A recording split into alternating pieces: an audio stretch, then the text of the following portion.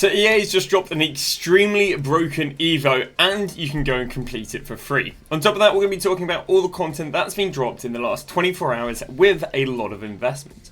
But before we do go and start the video, if you guys are interested, I do offer a daily trading service over on Twitch, which you can get for free with Amazon Prime.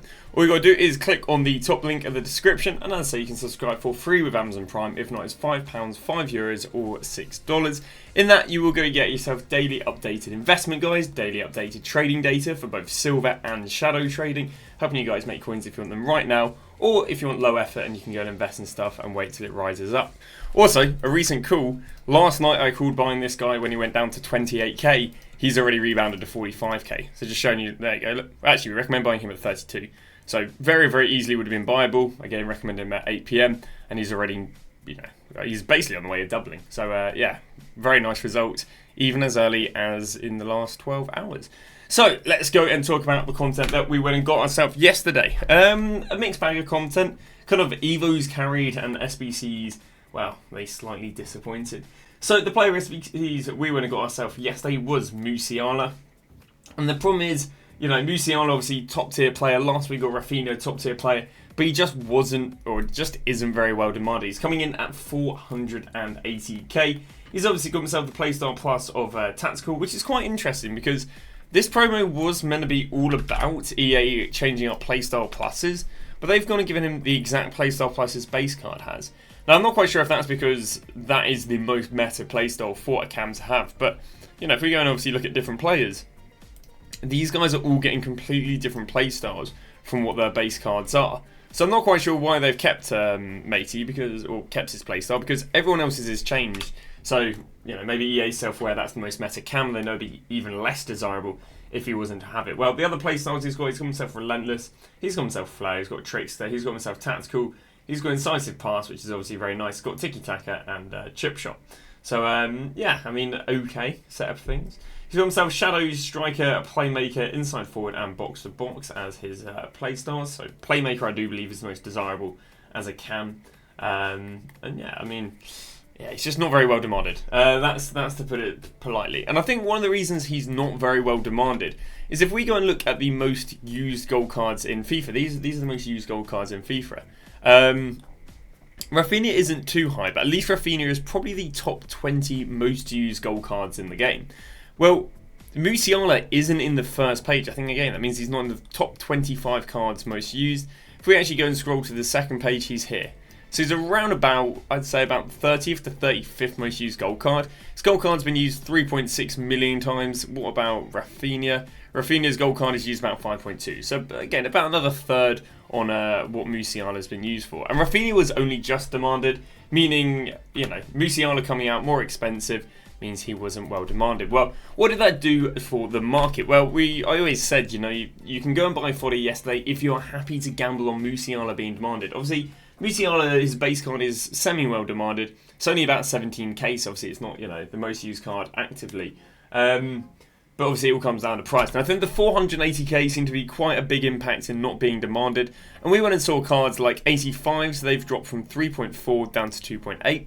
We see 85s have dropped from 6.5 down to 5.8.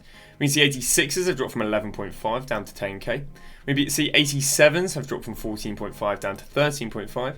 We see 88s have gone and dropped from 19.5 down to 18. And we can see that 89s have gone and dropped from 25 down to 23.5. So does that mean fodder's a good investment? In my opinion, no. Fodder is not a good investment until we get a well-demanded SBC. Now, at the moment, nothing is leaked in terms of player SBCs that have been leaked but not released yet. So I wouldn't actually buy fodder until basically midnight between the Saturday and Sunday. Now, again, if you are happy to gamble on us getting a well-demanded player SBC today on the Saturday, go and buy fodder, well, probably around about 10, 11 AM. But if you're not happy to gamble on us getting a well-demanded player SBC, which I would say is the case, I'd recommend not buying fodder till literally midnight tonight, so it would be like 10 PM tonight through to about 7 AM in the morning. And the reason for that is because the market fodder traditionally drops every day from Friday to Saturday evening. Every day we don't get a well-demanded player SBC. And obviously if you were to gamble on us getting a well-demanded player SBC with Musiala, you were wrong. You would have lost coins. But there is an investing opportunity, and that investing opportunity, again, in my opinion, is Saturday midnight between Saturday and Sunday. If you already own fodder, do not panic sell it. Again, you held fodder going off the gamble that Musiala was well demanded. You're wrong. Obviously, again, it's something very easy to see in hindsight. Musiala could have been 250k, well demanded, and fodder would have gone down in price, just like it didn't go down in price last week with Rafinha. But again, you're wrong, unfortunate, whatever. And fodder will go and drop through to Saturday evening. So fodder should be a nice buy Saturday evening. Why do I buy Saturday evening? Because I can guarantee you on Sunday we're going to go and get the base. Well, I say guarantee. On Sunday we should go and get the base hero SBC, because we should go and get the base hero SBC. At minimum that should rise 84s, 5s and 6s, and I'd potentially even say 70, 87s and 88. Also, then on the Monday, we should have POT and Putellas, and I mean, subjective to how well demanded, because we've seen varied results in the past regarding how do excessively high-rated SBCs rise fodder. So, for example, like in previous years, we didn't really see high-rated SBCs rise fodder because we're like, well, it's so expensive, people can't afford to do it. But actually, last year was something like Mbappe. Mbappe actually rose 80. I think 88, 89s through to like 91s quite significantly. So it was very interesting because we didn't expect them to. So therefore, as a result, stuff over 87 can rise for Putellas. Your best investment, in my opinion, though, this week is going to be 84s through to 86s and maybe 87s, because it's going to be the most versatile for the hero SBC and the other upgrade SBCs. So that is that. And we'll talk about how did Musiala's link investments do. If we can go and grab Musiala, there's so much content coming up. There you go. How did Musiala's link investments do? I mean, cheap stuff like Koch didn't go and rise. Kim Min-jae didn't go and rise. And then finally, Guerrero, again, was probably the most invested. He went from 60 down to 48, but he's rebounded back up to 55 since. So what is expected to happen to the meta market? On Saturday, it should be quite plateauing. I don't think we see much movement. Sunday, I think, especially for stuff 200k and below, I think we'll see it getting panic sold going into the hero SBC. If not, it should get panic sold a little bit after the hero SBC.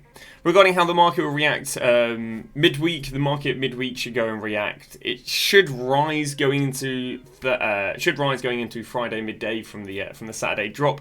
The only problem I have is next week's promo is an icon promo, and as a result, there might be a bit more panic selling. So that is that. So we're going to go and buy fodder on the likes of Saturday evening. Other stuff you can go and buy on Saturday evening / Sunday morning is going to be basically any of the team of the weeks you can go and buy. You can go and buy meta team of the weeks, and you can go and buy fodder team of the weeks.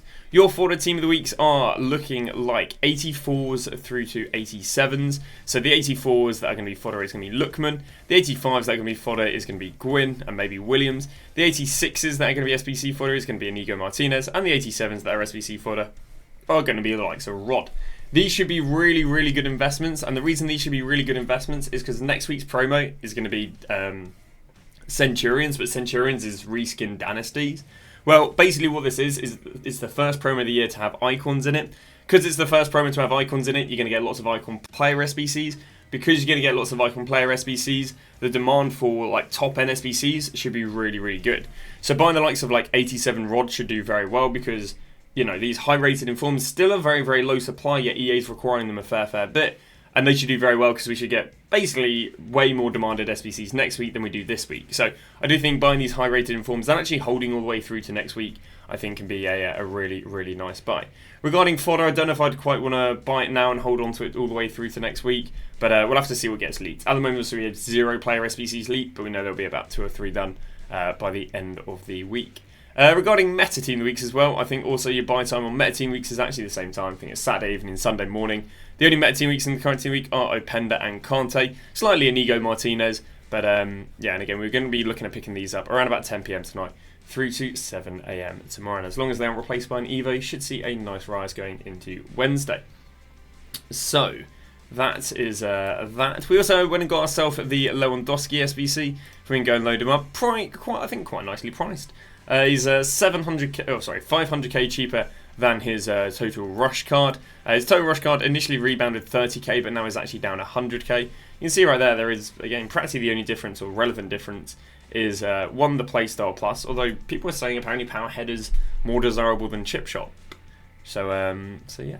But yeah, people are basically paying, well, at this point it's about it's about 430k more for the plus 5 pace. So I think it's very, very fair value. Obviously, as I showed you earlier with fodder, it didn't go and rise fodder, but yeah, just another SBC. How did his link investments do? Nothing really. We can see that likes of Pedro is 48 before the SBC came out. We can see Pina was 275k before the SBC came out. We can see that Guti was around about 95k before the SBC came out. So more aggressive over being progressive. The next thing that's going to go and cover is going to be the EVOs. EA obviously went and gone and dropped us some EVOs. A really, really nice one of Le Blues. But we'll go and cover the Jude one first. I don't think the Jude one is really that interesting. If I can go and find where it is right here. Yeah, I don't think the Jude one is that interesting. Basically, all the Jude one does is it goes and makes everyone have a Jude Bellingham gold card. So again, it's not too, there you go. It's not too interesting. Why can I not find it? I did go for it first. So yeah, everyone basically ends up with the same card with 80 pace, 85 shooting, 82 passing, 85 dribbling, relentless, and can play a role plus it. So it's okay. The only problem is Jude Bellingham's card is only about 80-90k. Because it's only about 80-90k, it's obviously kind of falling below the meta curve. I do actually have gold Jude Bellingham in my team, despite saying that. But yeah, some interesting things. Some interesting things regarding this. You've got people buying Curtis Jones right here in form card, despite the gold card creating the exact same card. You can see right there, if you look at those stats, there is literally zero difference whatsoever. I mean, I guess, yeah, no, there is literally zero difference on these two cards. But people paying 5k more for a, what's it called? For a dynamic image. But yeah, apart from that, again, it's creating the same sort of cards. The more interesting Evo is the Le Blues. This is what we were talking about earlier. It's creating some absolute monstrous cards. And it's also creating some monstrous investments. Like I said earlier, yesterday, when this Evo initially came out, I recommended people buying him at 25k. People bought him at 25k. Again, it would have been inflated, but it was still good. And if they're able to successfully sell him, they're able to successfully sell him at 50. I then said, Evo cards normally drop through to about 8 to 10 PM. We can see right there, they went in with the cheapest at 8 PM. I then, again, on my trading guide, went buy them up to 32k. I can't remember what I said on PC. Probably said, yeah, it would have been like 32 on console and PC. And since then, he has rebounded from 32k all the way up to 45k. And these cards will continue rebounding till Thursday. People, as they get coins, will go and buy the Kalulu and it will keep rising. He's not going to get resupplied, so again, keeps rising till Thursday. Do I recommend buying at 45? Probably not. You're probably better just buying fodder or the current team of the week than chasing this investment too much.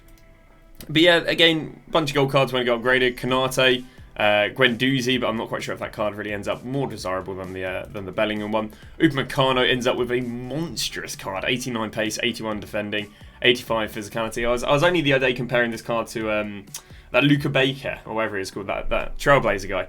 You can just see right here, you know, this card's already absolutely slammed the other one. I do actually really like the Kalulu card, actually, because France obviously has a lack of right-backs. We can see France has a lack of right-backs because how much that road to knockout stage Gusto is. And, yeah, well, again, we can see right there, really, really nice card. Like, he wouldn't be a bad right-back, but even centre-back, he'd be pretty nasty. What's he coming in at? Only coming in at 6 foot. I mean, what's his play styles looking like? Block and bruise are not bad. Obviously, no aerial, which is ideal. Yeah, he's got more favourable play styles for right-back than he does centre-back. Does he have a full-back? Yeah, no fullback player roles, which is a bit annoying, but nonetheless, he's got what's it called? Defender, which I think is what you want to be having on your centre backs as a plus. But yeah, we got ourselves Guendouzi, Upamecano. Had a little look, what did it do to the market? It didn't really do anything too crazy, because I mean, if we go and look how someone like Saliba reacts on a Friday anyway, in the evening he goes from about 190 down there to 175, so it kind of drops best part of about 10%. So nothing too crazy here, you know, 175 gets down there to 150. It's down maybe an extra 5%, but yeah, not really seeing the market crash as a result of them dropping that Evo. But yeah, very, very nice.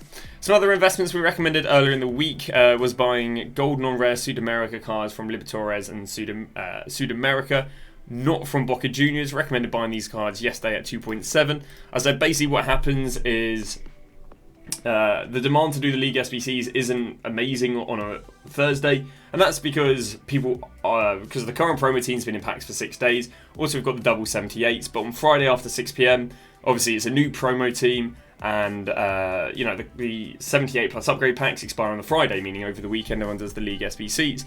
Where you can see that these cards again, we're going for about 2.8, 2.9k. They dropped as a marquee matchups for those that are interested, and we can see right now they've already rebounded for about 2.8k up to 3.8k, and I would now recommend selling them around about 4 or 5 PM today, but an easy 1 to 1.5k on every Sudamerica card right there.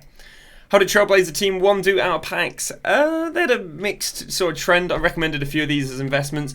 Robinson, I recommended at 122k as an investment. Sadly, hasn't done too well, but the others have done pretty well. Duran recommended at 19k's up to 23.5. Miguezu recommended at 15.5's up to 17k. I mean, that was basically about it as an investment. Yeah, they're up slightly. I mean, they might keep on rising between now. So they should actually, keep on rising between now through to Thursday. The well-demanded ones, the non-demanded ones, I wouldn't imagine as much. Interesting how this guy did. Up a little bit post 6 p.m. Yeah, so I'm not a massive fan of him because of the amount of centre mid, like EVOs and stuff like that. What's also interesting, apparently a lot of pros are running this guy as their right back, which is a bit surprising that he isn't up more if apparently he's in the pro meta set, but you know, is what it is. Is there too much more for me to go and cover? We'll talk about that, talk about the Libertadores cards, talk about the gold, talk about the Team Week meta, and then we're going to buy them 10 p.m. Sunday. Oh yeah, so you guys are interested about buying Team 2. So if we go and look at Rush Team 2, Rush Team 2 were renowned for these guys drops out of packs. Emery absolutely dying out of packs. Hierro absolutely dying out of packs. Tomori absolutely dying out of packs. Good Aspas obviously renowned for dying out of packs, so there is no investment in Trailblazer Team 2. For you guys that are interested, when's the low point? The low point is the longer you wait, the cheaper they get. Especially as next week we're going to be going into an Icon promo. So yeah, just a little heads up there for you guys who are interested about investing in these cards. Reality is there isn't probably going to be an investment in the cards.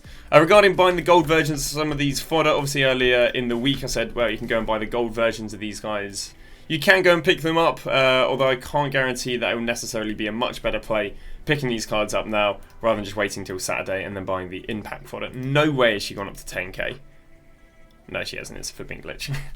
Lovely. Well, I think that about wraps it up. Again, I was a bit gutted because I kind of logged on this morning. I say I don't really do too much investing on my main account because I stream like 8 hours a day. So I say, you know what, I want to have my coins always liquid so I can icon trade and do whatever on the stream. I was actually going to jump on and buy a bunch of Kalulus if they're still 32k this morning, but no, they weren't 32k. So yeah, kind of mugged myself off by not investing in them. But I always say, you know, my priority isn't making me as many coins as possible. It's making you guys as many coins as possible. And if I go and invest, you know, 3 million coins or 5 million coins into Team Kalulus, then it kind of misses out on the opportunity for you guys. So, you know, I always say creating the content and teaching guys trade first, me making coins second, which, you know, in this situation is a bit annoying because I've missed out on loads of coins, but it is what it is. I think that's going to wrap it up. In today's tutorial video, I'm not too sure what I'm going to do. I'm going to probably have a little scout around and see where I think a tutorial would be demanded. But that is going to go and wrap that up. Thank you very much for watching. We shall see you guys tomorrow with